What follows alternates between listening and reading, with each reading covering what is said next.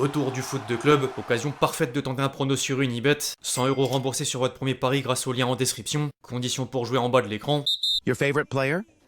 Neymar et Karim Benzema. The best player you have played against? Cristiano Ronaldo sur le papier. L'équipe, j'espère que vous allez bien aujourd'hui. Nouveau 5. Au programme du jour, la reprise du foot de club dans la Ligue 1 en marge de la 4ème journée. Un résumé de l'entretien de Dembélé chez 11 mondial. Une transition vers le Barça dans un climat électrique. Une séquence FC26 suite aux notes des meilleurs joueurs. Avant de conclure du côté de l'Arabie Saoudite entre la sortie lunaire d'Ivan Touné et les derniers mouvements sur le mercato. Bref, on va sans plus tarder rentrer dans le vif du sujet, mais juste avant les amis, je vous demande un service, celui évidemment de lâcher votre plus beau like. Comme d'habitude, vous connaissez le refrain, merci vraiment à tous ceux qui le feront. Vous êtes les boss.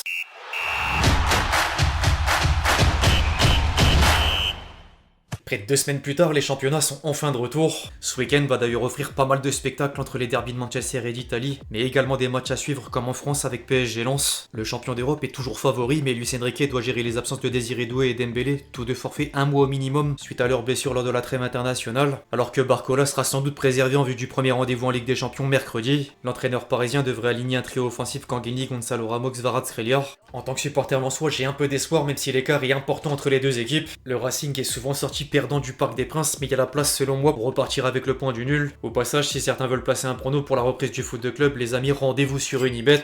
L'inscription via mon lien en description permet d'obtenir le remboursement de votre premier pari. Exemple, une mise de 100 € sur le match nul PSG Lens égale 575 € dans la poche. Et si perdant, vous récupérez vos 100 € pour pouvoir rejouer ensuite. Disclaimer néanmoins, je rappelle que les jeux d'argent sont interdits aux mineurs, jouer comporte des risques et ne misez que ce que vous êtes prêt à perdre. En parlant de Dembélé, le Ballon d'Or est dans moins de 10 jours, mais entre-temps, une autre distinction rentre au palmarès personnel. Après une saison historique, l'attaquant parisien s'est vu récompensé du 11 d'or par les lecteurs du magazine 11 mondial. De quoi lui donner du crédit supplémentaire. Je suis fier, ça prouve que t'as bien travaillé durant toute la saison, et je vais même plus loin, durant toutes ces années pour remporter des trophées individuels. Ça me touche, mes sacrifices et mes performances sont reconnus. Il était ensuite amené sur plusieurs sujets, dont le déclic en début d'année dernière. On n'avait pas très bien commencé, surtout en Ligue des Champions, durant la première partie de saison. Ensuite, chacun a élevé son niveau, spécialement durant la deuxième partie de saison. On s'est poussé et on a réalisé de très grandes choses. Un changement de mentalité des joueurs a eu lieu, surtout la deuxième partie de saison.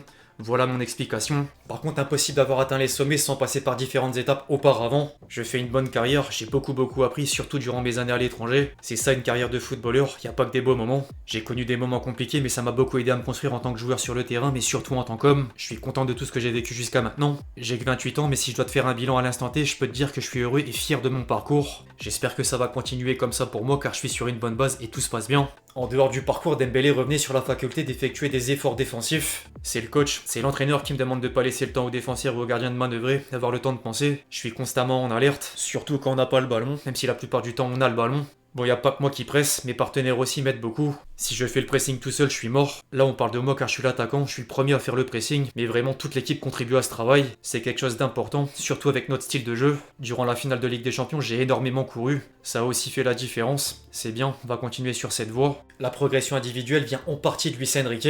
Il me donne quelques conseils. Après, cette position axiale, je la connais. Si on me positionne dans l'axe, je vais pas jouer de la même façon que lorsqu'on me met dans le couloir. Luis Enrique est un très grand coach qui a de très bonnes idées. Il m'a donné beaucoup de liberté sur le terrain. C'est quelque chose qui me plaît et que j'aime. Il avait également un mot pour les supporters parisiens. Il y a beaucoup de chouchous maintenant au Paris Saint-Germain, mais depuis le début, depuis que je suis arrivé au PSG, les supporters m'ont accueilli comme un petit frère. Ça se passe très bien avec les supporters, ils m'encouragent toujours, ils crient toujours mon prénom, ça me fait plaisir. Si j'avais un moment marquant avec eux, c'est lors de la finale de Ligue des Champions. À Munich, la communion a été incroyable. Plus généralement, durant tout le parcours en Ligue des Champions, ça a été exceptionnel. Ils sont toujours là à nous pousser. Ils sont même venus jusqu'à New York pour la finale de Coupe du Monde des clubs. Les supporters du PSG sont incroyables.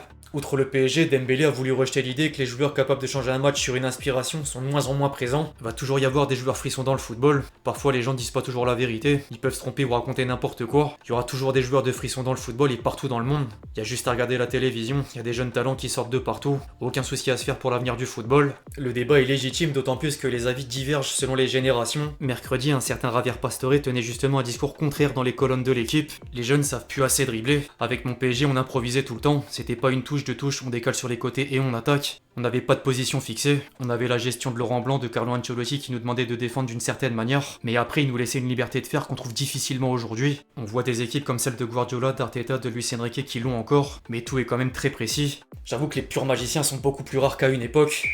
Du côté de Barcelone, la tension est palpable. Dimanche, le Barça fera face à Valence en ayant un vestiaire impacté par quelques événements récents dont le désaccord entre Hansi Flick et Lamine Yamal suite au match nul contre le Rayo Vallecano.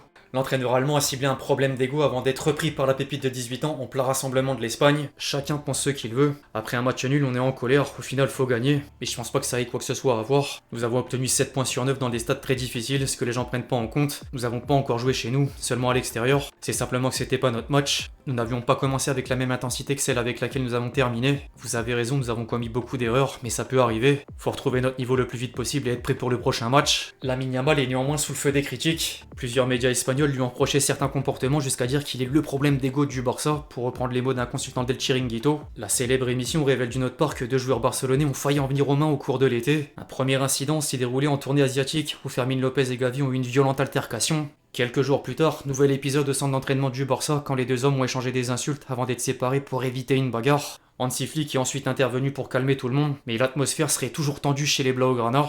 Attention aux conséquences sur le terrain.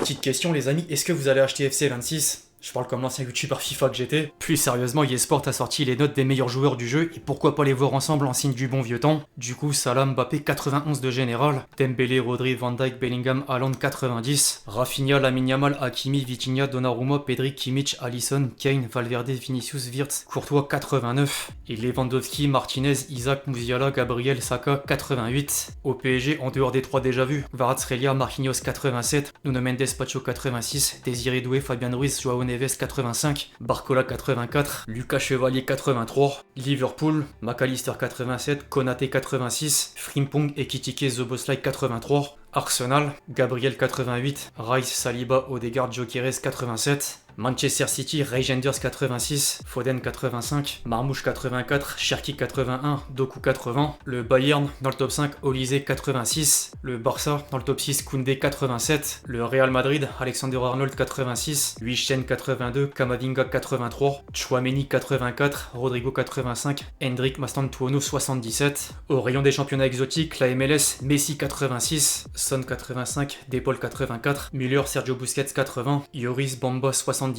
Enfin, concernant l'Arabie Saoudite, Ronaldo, Benzema, Kanté, Inigo Martinez 85, Moussa Diaby, Théo Hernandez, Mahrez 84, Coman, Sadio Mané 83, Nacho Koulibaly 82 et Simakan 81. En parlant de l'Arabie Saoudite, le championnat saoudien prend encore une part de l'attention. Un certain Ivan Touni a dédié une interview au Guardian dans laquelle une déclaration provoque pas mal de réactions. L'ancien attaquant de Brentford faisait une comparaison osée avec la Premier League. Si les gens veulent parler, qu'ils le fassent, ça me dérange pas, je me concentre simplement sur moi-même, je fais ce qui me rend heureux. Ronaldo a parcouru le monde et en sait probablement plus que moi car j'ai joué qu'en Angleterre. Pour moi, la Pro League est comparable à la Premier League. Si Al Ahly était dans le championnat, nous serions proches du top 4. Pour le rappel, la saison dernière, le club saoudien était même pas dans les 4 premiers. 5ème derrière Al-Qassia, Al-Nasr, Al-Hilal et Al-Ittihad, dont 8 points de retard sur le deuxième et 16 sur le champion d'Arabie Saoudite. Au-delà d'Ivan Touni, le mercato saoudien multiplie les transferts en provenance de l'Europe. Après Valentin Tangana, détourné de Strasbourg vers Al Ahly pour 25 millions d'euros, Al-Ittihad s'est offert Mahamadou Doumbia contre 16 millions d'euros. Le néo-messé Christophe Galtier pose 20 millions d'euros sur Luciano Rodriguez. Romain Fèvre rebondit à Al Tawoun. Yassine Adli file quant à lui à Al-Shabab, tandis que Toko Ekambi est parti à Al-Fateh. Quelques anciens de la Ligue 1 dans la liste. Enfin bref, l'équipe c'est tout pour le fact du jour, j'espère vraiment qu'il vous a plu, je compte sur vous si c'est le cas pour lâcher votre plus beau like, comme d'habitude. N'hésitez pas à réagir dans les commentaires sur tous les sujets qu'on a pu traiter aujourd'hui, puis d'ici là on se retrouve très vite sur la chaîne pour de nouvelles vidéos Steelix Steel. Ciao ciao.